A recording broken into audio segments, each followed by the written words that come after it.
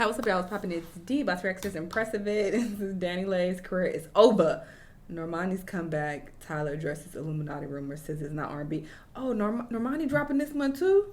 Or is that next month? I don't know. So many people dropping. Okay, we got Tim's. We got Billie Eilish. We got Meg Thee Stallion. Maybe Normani. Maybe Cardi. I feel like this is going to be a great month for music. We got Kendrick that just dropped. I just put that diss track reaction up over on my Patreon. Go check that out if you're interested. Link down below. This shit heating up, okay? But yeah, let's see what she's talking about with these people. Let's watch. Hello, everybody. Welcome to the Impressive channel. Also, I know I made that video saying that Impressive pissing me off for 12 minutes straight. I'm just talking shit, okay? Because she was pissing me off in that video. But I like Impressive's videos. So those of you who are leaving comments saying don't react to her, don't watch it. You don't have to watch it. If you hate Impressive that much and to the point where you're telling me not to react to her, that don't make no sense. You just stop watching. Once you see it's an Impressive video, if she is that annoying to you, you don't have to tune in. She does get on my nerves. Don't get it twisted. She pisses me off sometimes, but I do thoroughly enjoy her videos. I love her shenanigans, okay? And sometimes, you know, she has some decent takes. So I like watching her videos, even though she get on my nerves sometimes. I don't need to agree with what everybody says. I'm not the type of person where I can only watch people who I agree with 100% and they can never annoy me with the things that they say. That doesn't make any sense. I find that limits you as a person too when you do that. When you get mad to the point where I'm not watching this person no more because they have a different opinion than me. Like, duh, people are going to have different opinions than you. What? That's how the world works. Nothing wrong with broadening your mind and considering other perspectives. So, just putting that out there. I don't hate Impressive, by the way. Some music. Now, last Friday, or even dislike her. Dropped her first single get on my nerves. from her upcoming album, Dopamine. And her single is called 159. Or I can sit out on my Patreon. Features Gunna. And from what I'm noticing, it seems like Gunna is starting to become the go-to rapper for features with female artists because he did features with Flo Milli. He needs to go back to the drawing board. He's also featured on Tyla's song Jump, which I really love. And now he's featured on Normani's song. He needs to go back to the drawing board. I really actually like him on the song. I know some people don't, but I like it. And overall, I like the song in general. I think the song is very brandy and Aaliyah coded. The vibe of the song is just super smooth. It's sexy. And I just love the vocals, stacking, the harmonies. Normani did her thing on this song. Oh. And I know it's not the single that some of her fans want from her. A lot of her fans want her to do an up-tempo pop record similar to her song Motivation. Or it can be like Wild Side, just something interesting, something playable, something non-generic. Maybe, just thought. I wanted her to drop her song Candy Paint, and I heard a snippet of Candy Paint, and I think it's going to do well as well. But I actually appreciate her song 159 too, because as an R&B lover who loves that nostalgic 90s and 2000s sound, I can appreciate a song like this. I didn't get that. And I did hear some complaints about the song being too slow and too boring. And I do find that a little funny because people live for SZA's song Snooze. People live for... Because it's not boring. I think that's what people fail to understand. Just because a song is slow does not mean it has to be boring. Snooze is a great record.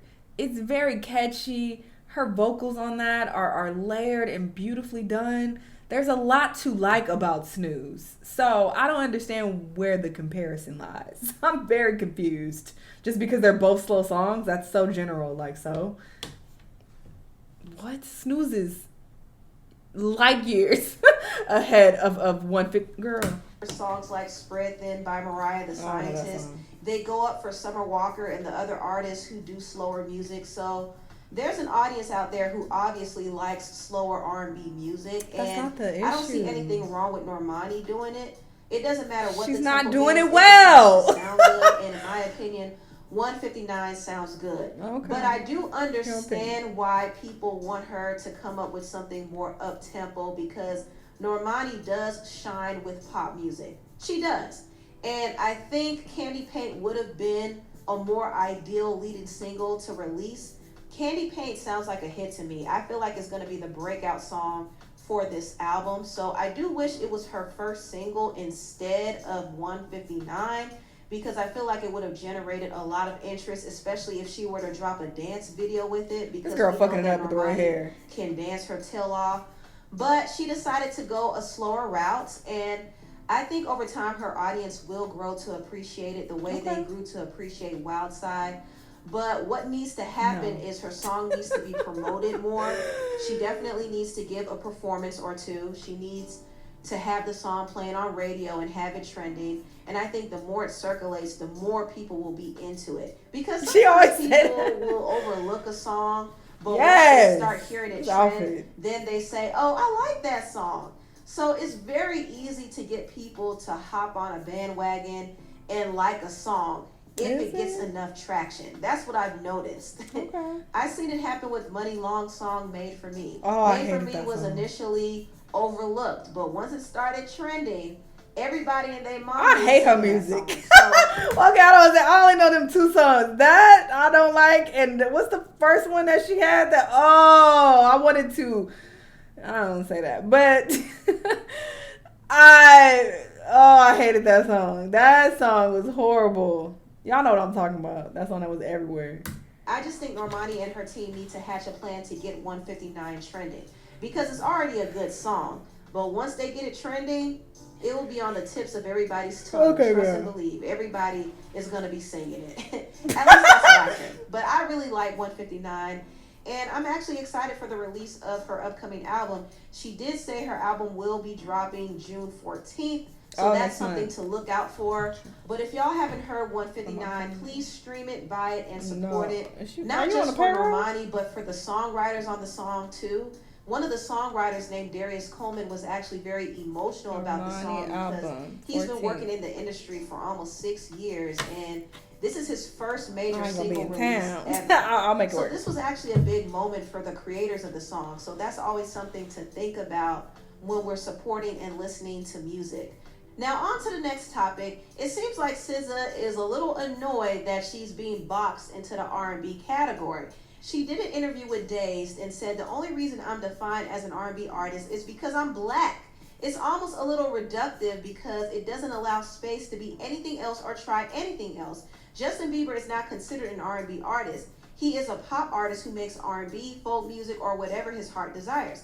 I simply want to be allowed the same opportunity to make whatever I want without a label, without it being based on the color of my skin or the crew that I run with or the beats that I choose. I want F2F to be seen as what it is. Or the beats that I choose. I want Nobody Gets Me to be seen as what it is. I want Kill Bill to be seen as what it is. And the beats that you choose. If you have a rap beat and you start rapping over it, that's what makes it a rap song. If you have an R&B beat and you start singing over it and harmonizing with that R&B beat, that's what makes it R&B music.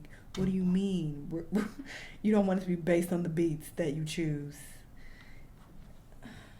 At the same time, it's nothing to get bent out of shape about because it's just how people are processing you. As long as I don't process myself that way, I don't necessarily box myself into anything. I'm just trying to make music, trying to vibe out and enjoy the experience. Now, I totally get what SZA is saying here. I don't. That makes no sense. And you saying that you're only considered an R&B artist because you're black? I hate when we bring race into stupid shit because this gives room for other people to see. It's always about race with you guys, race car, blah blah blah, and it deflects from the real issues that do have to do with race. This is so goofy. You're considered an R&B artist because you make R&B music. I'm so confused. We were just talking about Snooze. That's an R&B song. Most of your music is R&B. You might have some songs that have a alternative influence or whatever the case, or different sounds. But for the most part, most of your music that I've heard have been R&B songs. Am I missing something? Am I tripping? I mean, if you listen to her album SOS, it's not really what you would call a pure R&B album. What is it then? Very progressive. She does experiment with alternative R&B sounds, rock, pop, hip hop. I feel like most artists experiment with different sounds. Most artists do that at some point. Even fucking Taylor Swift, Miley Cyrus, they all experiment with different sounds. That's a given. But it's about what type of music they primarily make? What makes up the bulk of their catalog? I think that is what qualifies you as an R&B artist or a pop artist or whatever the case. And it makes sense to put you in a box, especially when you're giving out awards, to put you in these different categories. I think that's why they do it. She does a blend of different things, so you can't really put her into one box sonically. But I will say a lot of her bigger hits have been R&B songs, and not only that, she has gladly received accolades and awards for being in R&B categories. So she has definitely so get a Grammy back labeled an R&B artist. So if you don't want that I don't label. think she should complain too much about how she's categorized.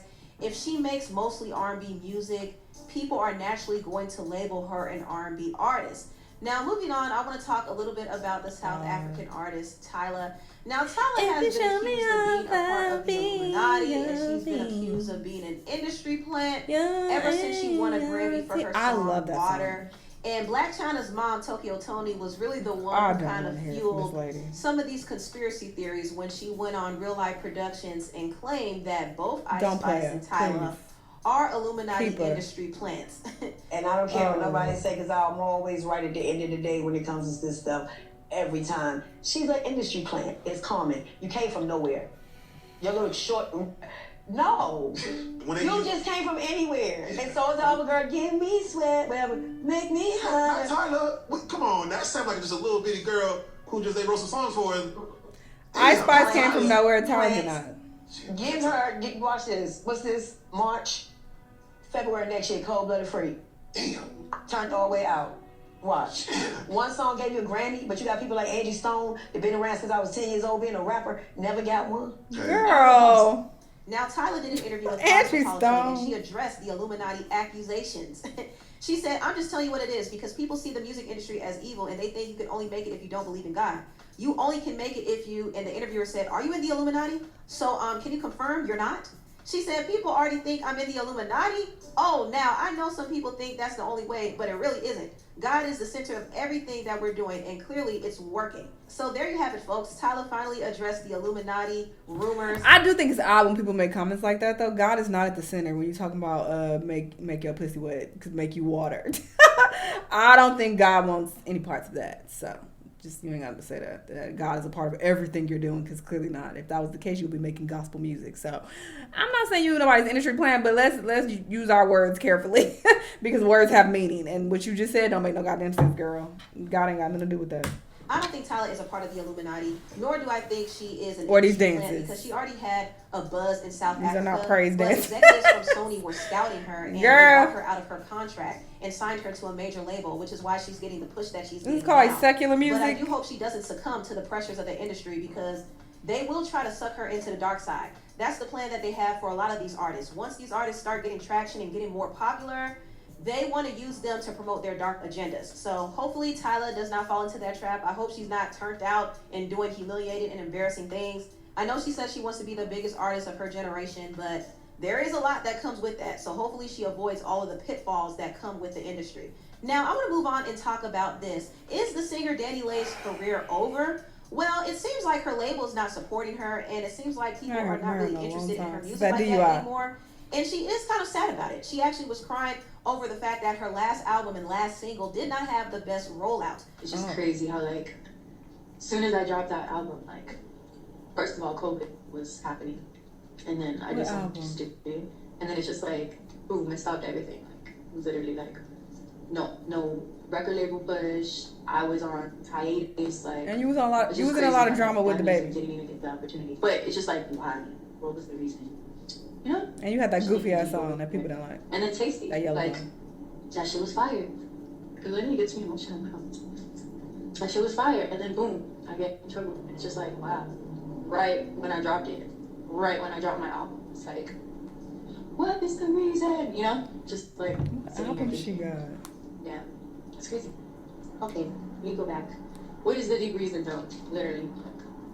You know? It's crazy. This is honestly unfortunate for Dani Leigh, and I know it's hard for her to grapple with the fact that her career has fallen off a bit. She had one of the biggest songs on the radio. She had her song Easy featuring Chris Brown. She had My Little Baby, Is You Rolling? I used to like that song, but yeah, she had a lot of buzz, but I think a lot of the drama in her personal life overshadowed her music. Her drama with her baby daddy, the baby, was probably one of the most toxic, messiest eras in her life. I mean, she was with him while he was still with his other baby mama, Mimi. And also, he kicked her out of his apartment early in the morning, and their whole fight was recorded on IG Live. It was really a hot mess. Not only that, the baby and his entourage beat up her brother. Child, that whole situation was a mess. Oh my God. And on top of that, she was arrested for this whole DUI. Yeah, girl, I'm sure this plays a part. And she was sentenced 5 years probation, and that kind of ruined her whole rollout for her single Tasty. And also, we can't forget about the Yellow Bone song. The Yellow Bone is what he want. That song did not go over well with a lot of people because they felt like she was promoting colorism. So she turned off a big portion of her music listeners, which are Black women, and she didn't even realize that. And I think because of all the drama surrounding her and because she wasn't performing.